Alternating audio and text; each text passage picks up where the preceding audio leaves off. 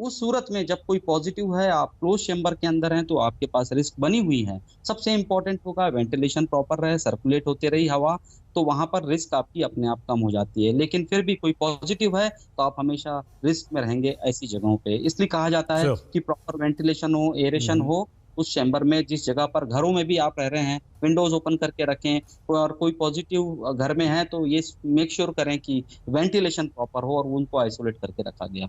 नहीं सर, लेकिन एक बात और बताइए, हम डॉक्टर अजय के पास जाएं उससे पहले, वेंटिलेशन मान लीजिए जिनके घर खुले हुए हैं, एक दूसरे घर या फ्लैट्स में दूरी है, वहाँ तो ठीक है। लेकिन मान लीजिए हमारे देश में बहुत सारी ऐसी आबादी है जो बहुत क्लोज्ड रहती है, बहुत पास पास घर बहुत पास पास रहते हैं। ऐसे में अगर हम खिड़की दरवाजे खोलें और पड़ोस में या दूर कहीं कोई इन्फेक्टेड है, तो उसका वायरस भी तो आ सकता है सर, या नहीं आ सकता? ये ऐसे ही एक थॉट आया दिमाग में। मैं समझ गया। बिल्कुल कंफ्यूज नहीं होने की जरूरत है, ना डरने की जरूरत जी। है। हवा में जैसे ही आ जाएंगे पार्टिकल्स डिस्पर्स हो जाते हैं।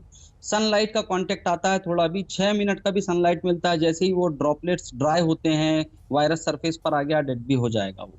तो खुले हवा में बिल्कुल रिस्क बहुत नेग्लिजिबल है, बहुत कम है। तो इस बात को लेके फिक्रमंद ना रहें कि हम खिड़की खोल दिए, पड़ोस की हवा या बाजू वाले के घर की हवा हमारे घर में आ जाएगी, हम इन्फेक्टेड हो जाएंगे। बिल्कुल डरने की जरूरत नहीं है। और रही बात एयरबोर्न वाली इशू को लेकर, साल भर से वैज्ञानिक लोगों का एक बहुत बड़ा तबका इस बात को लेकर प्रेशर देते रहा है डब्ल्यूएचओ को, सीडीसी को, कि ये गाइडलाइंस में डालिए डालिए। अब जाकर इसके लिए बहुत सारी थू भी हुई थी डब्ल्यूएचओ की जी जी कि बिल्कुल। इन्होंने बहुत पहले तक इसको मॉडिफाई नहीं किया। अब चूंकि ये चीजें इन लोग ने नॉर्म्स में लाई है, तो जो जो अभी तक सोशल डिस्टेंसिंग की बात होती थी, वो अब फिजिकल डिस्टेंसिंग पर आ गई है कि अब हमें एक दूसरे से दूर रहना पड़ेगा, एक दूसरे से दूरी बना के रखनी पड़ेगी, वेंटिलेशन ओपन करके रखना पड़ेगा जहां भी।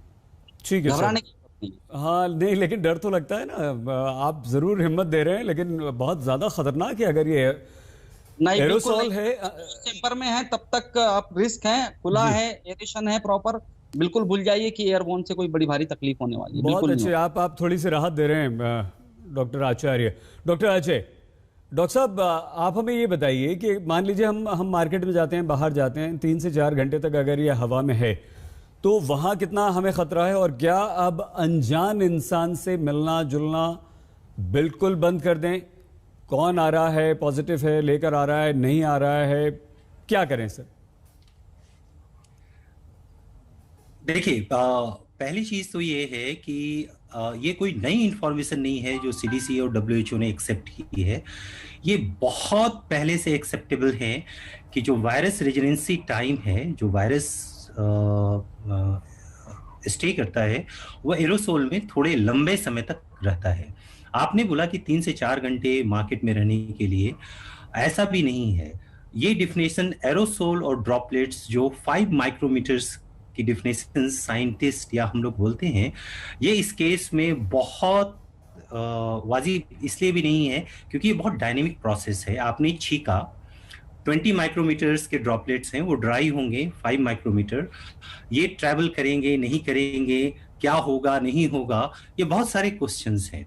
अब बात आपने जो पूछा कि बाहर हम जाएं और मार्केट में 2-3 घंटे में क्या करना है, मैं आपको एक एग्जांपल देता हूं जी। कि जो हमारी स्नीजिंग है, बोलने की, छींकने की, इससे ड्रॉपलेट्स निकलते हैं, ठीक है। प्राइमरी मोड ऑफ इन्फेक्शन हमने ये डिफाइन किया था। वो ड्राई होंगे, वो सेटल डाउन होंगे, ये हमने डिसाइड एक प्रोटोकॉल में डाल दिया। उस बीच के प्रोसेस में अब एरोसोल आ गया।